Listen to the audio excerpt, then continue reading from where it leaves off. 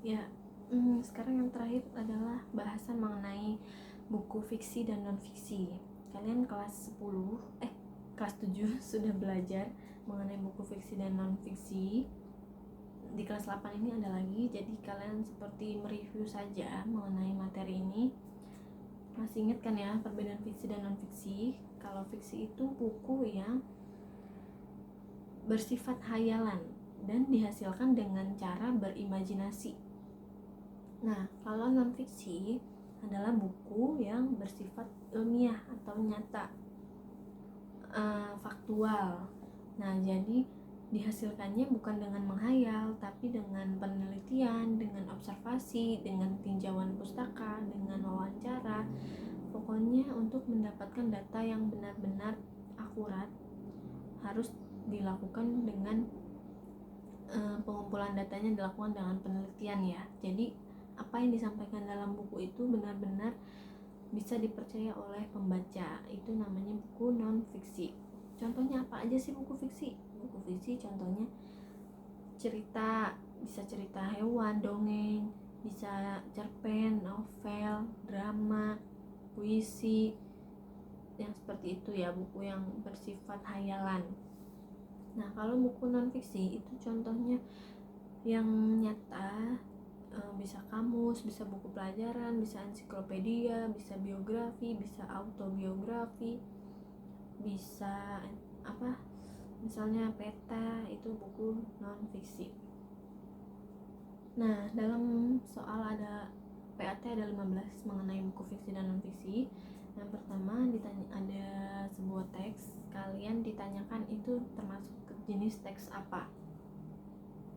Teks deskripsi kah, persuasi, argumentasi, eksposisi, atau narasi? Tadi deskripsi, eksposisi sudah, narasi dan argumentasi belum ya.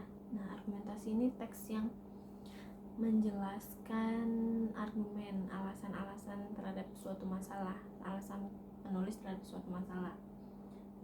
Dan narasi ini menceritakan, berisi cerita. Nah, kalau cerita biasanya hayalan ya biasanya.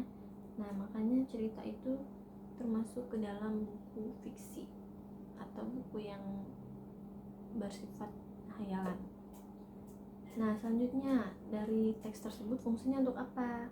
Untuk menghibur pembaca atau untuk menambah informasi pembaca atau menambah pengetahuan, yang mana? Jadi kalian baca lagi, itu menurut kalian kira-kira paragraf dari teks itu untuk apa tujuannya? Selanjutnya ditanyain lagi nih, ada sebuah paragraf ditanyain, ini teks apa termasuknya? Deskripsi, argumentasi, eksposisi, atau narasi.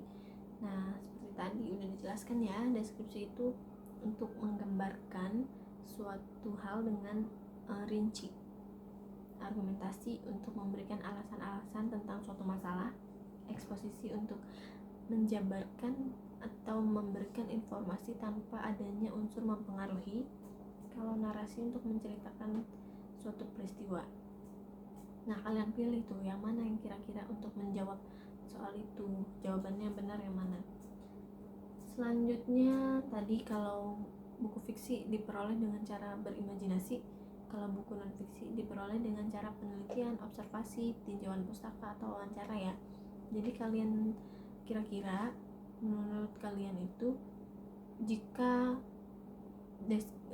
buku narasi, buku fiksi itu diperoleh dengan cara apa sih? Kalian inget-inget ya. Kalau buku non fiksi diperolehnya dengan cara apa sih? Gitu. Selanjutnya ada sebuah identitas buku.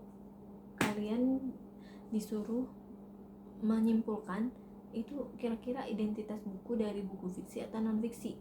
Caranya gimana? Bisa dilihat dari judulnya. Kalau judul buku fiksi biasanya judulnya menarik ya, kayak misalnya cerita-cerita gitu kan bukunya menarik, beda dengan judul buku non fiksi. Nah, lihat dari judulnya aja udah bisa ketahuan kira-kira itu buku fiksi atau non fiksi.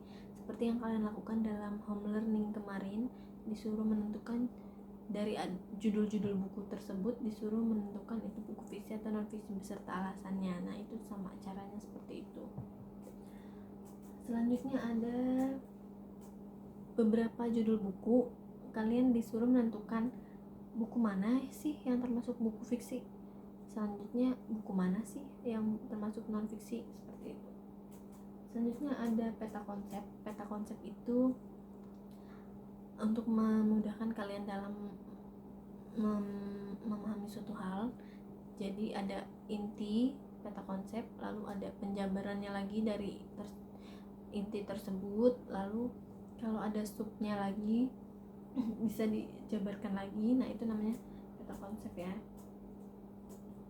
Nah, selanjutnya ada di dalam buku non fiksi ini, di buku pelajaran kalian pernah lihat nggak belakangnya itu selain ada daftar pustaka, selain ada biografi atau identitas penulisnya, biasanya ada indeks dan glosarium. Bedanya apa? Kalau indeks itu beberapa istilah-istilah yang ada dalam buku tersebut dan adanya di halaman berapa. Misalnya lagi baca ensiklopedia alam semesta, nah terus di belakangnya itu ada misalnya stratosfer. Stratosfer itu apa sih? Kalian mau cari ini apa itu stratosfer, nyarinya di halaman berapa sih stratosfer? Nah, bisa lihat di indeks. Misalnya stratosfer ada di halaman 36. Nah, makanya kalian cari indeks di indeks, terus ketika udah tahu halamannya 36, kalian buka halaman 36 dari ensiklopedia tersebut, pasti ada stratosfer. Nah, kalau glosarium itu istilahnya sudah ada maknanya alias kamus mini. Misalnya stratosfer adalah apa, misalnya gitu, pengertian dari stratosfer itu apa misalnya, itu sudah ada di dalam glosarium. Kalau indeks cuma halamannya saja, kalian disuruh membuka halaman yang dimaksud untuk menemukan makna dari stratosfer gitu. Terus selanjutnya ada dua sinopsis ya, disuruh menentukan apa aja yang ada dalam teks tersebut, unsur apa saja, unsur amanat, tokoh, tema, atau yang lain. Lalu ada juga teks ulasan nih, teks ulasan. Namanya buku itu pasti pernah diulas oleh seseorang ya, baik itu fiksi atau non fiksi. Nah, kalian disuruh menentukan tanggapan kalian terhadap buku itu yang ada dalam teks. Jadi bukan tanggapan kalian, maksudnya tanggapan penulis terhadap buku tersebut. Kalian disuruh mencari tanggapan penulisnya itu apa, cari yang paling benar jawabannya. Ini tinggal dibaca dan dipahami. Sudah cukup sekian 50 pembahasan 50 soal untuk PAT. Semoga kalian lancar dan mendapatkan nilai yang maksimal.